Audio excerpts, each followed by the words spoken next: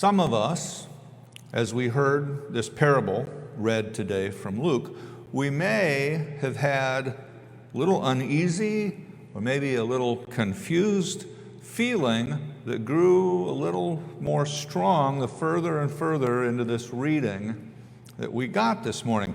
Because we began thinking, oh, I know where this is headed.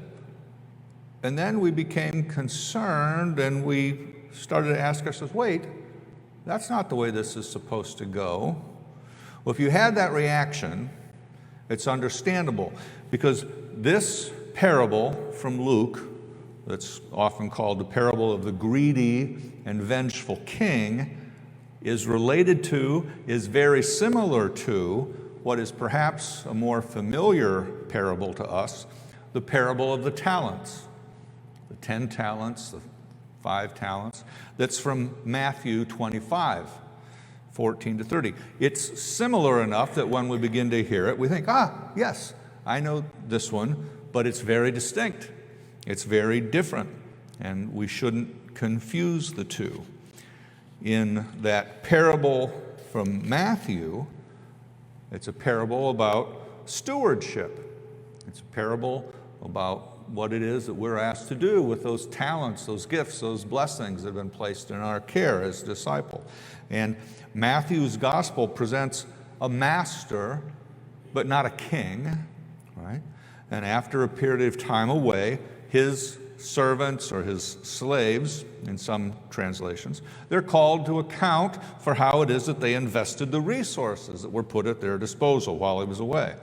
And after that parable, Jesus says immediately to us, "Keep awake, therefore, for you know neither the day nor the hour."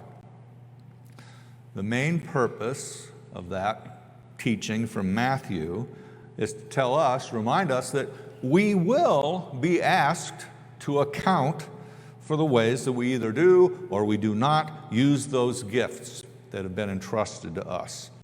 And that we should be busy now investing those gifts and those talents and those resources out in the world on God's behalf, because we never know when that day of accounting might come for us. Remember that bus that could catch us right out in front of the church? Our day of judgment will have arrived. But now our parable from Luke has some distinct differences that make it a very different story, a very different intention in Luke's gospel. The master here is a king, or actually in the very beginning, a wannabe king, who has to travel to a distant land in order to be granted that kingship. And this is not a teaching on responsibility and stewardship. It's instead a pretty stark portrayal of greed and vengeance. Sadly, too often what leadership, rulership looks like in our world. And unlike so many other parables, when in this one we hear king and we hear kingdom, we are not to imagine, oh, we're being given a view of God's eventual kingdom and the kind of king that Jesus will be. It's presented as a contrast to that, a contrast against the portrayal of God as king, of Christ as king, and that desired heavenly kingdom that's to come. Luke presents a picture of an earthly king that we are to remember as contrast. That portrayal, though, of this greedy and vengeful king would have been one that its original audience would have recognized very well, and not in the general terms that we hear it today. I'm going to share a bit from the New Interpreter's Bible Commentary. And in that commentary, there's a full page devoted to the very seedy politics of the day that had brought the original Herod, the original King Herod, to the throne in Jerusalem, and that kept his family in different ways empowered. And the commentary notes that the Roman historian Josephus chronicled the way that both Antony and Cleopatra, yes, that Antony and Cleopatra, worked in collaboration with Herod to have the Roman Senate declare Herod king of Judea. And that happened in 40 BC. This is a direct quote now. Herod proceeded to establish his control over his unruly kingdom by putting his adversaries to the sword. When the followers of Antigonus, and that had been Herod's rival for the throne, when those followers sought refuge in the caves of Galilee, Herod lowered men in baskets over the side of the cliff and burned the rebels out. Josephus sums up Herod's reprisals in Jerusalem as follows. King Herod, discriminating between the two classes of the city population by award of honors attached more closely to himself, those who had espoused his cause, while he exterminated the partisans of Antigonus. Exterminated.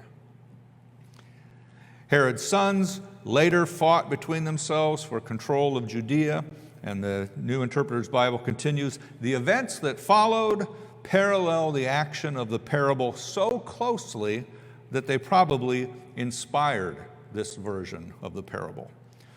Archelaus and Antipas each traveled to Rome to appeal to Caesar, give us the kingship. After Archelaus departed for Judea, the Jews revolted. Josephus noted, the whole nation became unruly. A Jewish delegation opposed Archelaus because of his ruthless cruelty and greed. And again, Josephus said, he had indeed reduced the entire nation to helpless poverty after taking it over as a flourishing in condition as few ever knew. And he was wont to kill members of the nobility upon absurd pretexts and then take their property for himself. Remember that accusation of the one? You take things that don't belong to you. Among other atrocities, Archelaus slaughtered 3,000 of his countrymen in the temple precinct. And eventually, the Romans even had enough of it. The Romans deposed Archelaus because of his excessive cruelty. End quote. Imagine a king so cruel that the cruel Roman Empire said, you're too cruel. You're too wicked. This story, this parable about an ambitious ruler who leaves to seek the title of king and the opposition by his countrymen, and then brutal reprisals against those who dared stand in opposition, would have been understood both by those crowds in Jericho in Jesus' day and then by Luke's first readers some decades later. They knew who this story was talking about. They'd lost people because of this story. Next week, we're going to gather and we're going to commemorate Jesus' triumphal entry into Jerusalem. And in Luke's gospel, this parable of a greedy and a vengeful king is placed just before the account of that humble parade of faithful worshipers into the capital city who were seeking to celebrate the feast of Passover, to commemorate the way that God had freed them generations before from bondage beneath another unjust, another cruel monarch in Egypt. Whether the pharaohs in Egypt or the Herods in Jerusalem or the Caesars in Rome or perhaps a Putin in Moscow, we know these stories. We recognize these characters. We have seen them. We still see them. We see the marks that their cruel atrocities have burned into the chronicles of human history, with new chapters being written even today, even this morning, as we sit here. Greedy and vengeful kings who will not tolerate the voices that are raised in opposition to their unjust rule, will gladly kill thousands to silence those critical voices. When we read that certain servants are rewarded for their acquisition of property on a king's behalf, and that another servant is condemned as wicked, we know that that servant and those bystanders who protest on his behalf are not wicked. The king has pronounced them wicked. They're indeed righteous. After all, to be called wicked by a truly wicked earthly ruler is to be named faithful in God's kingdom.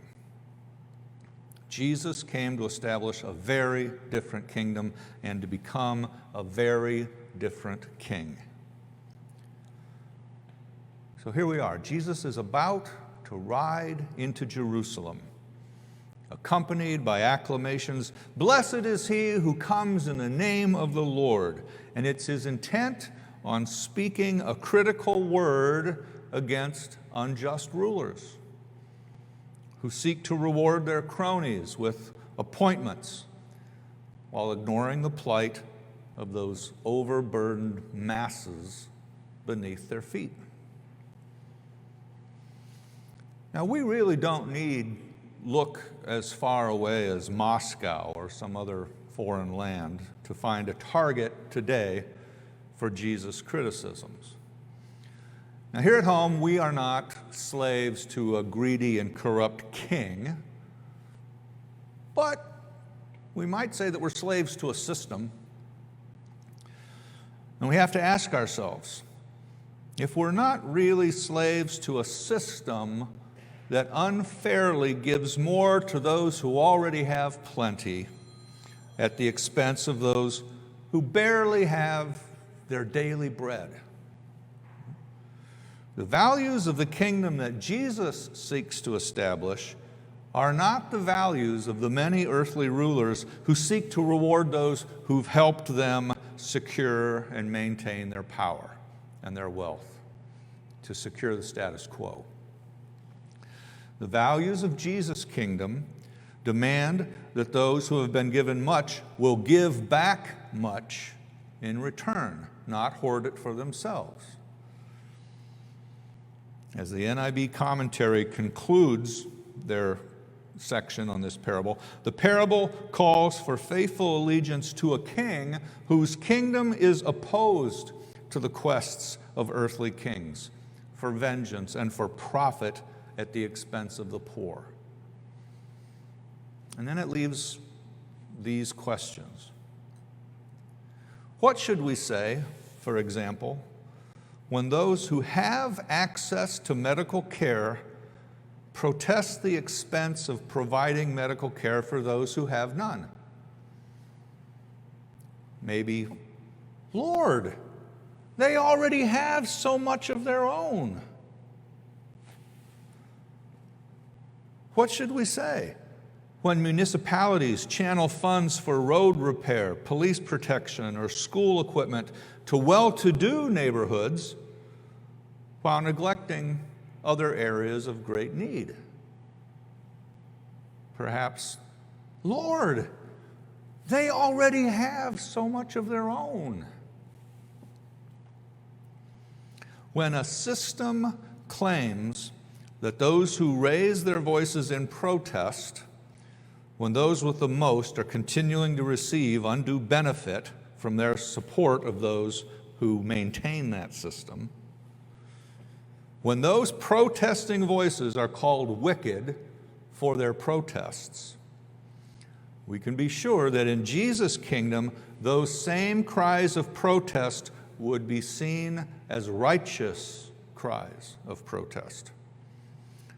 So it's up to each of us individually to prayerfully deliberate, which king do we owe allegiance to? Which kingdom is it that we have been asked to build?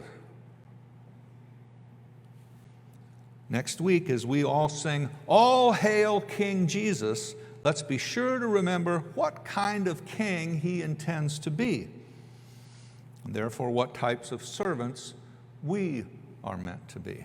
Amen? Amen.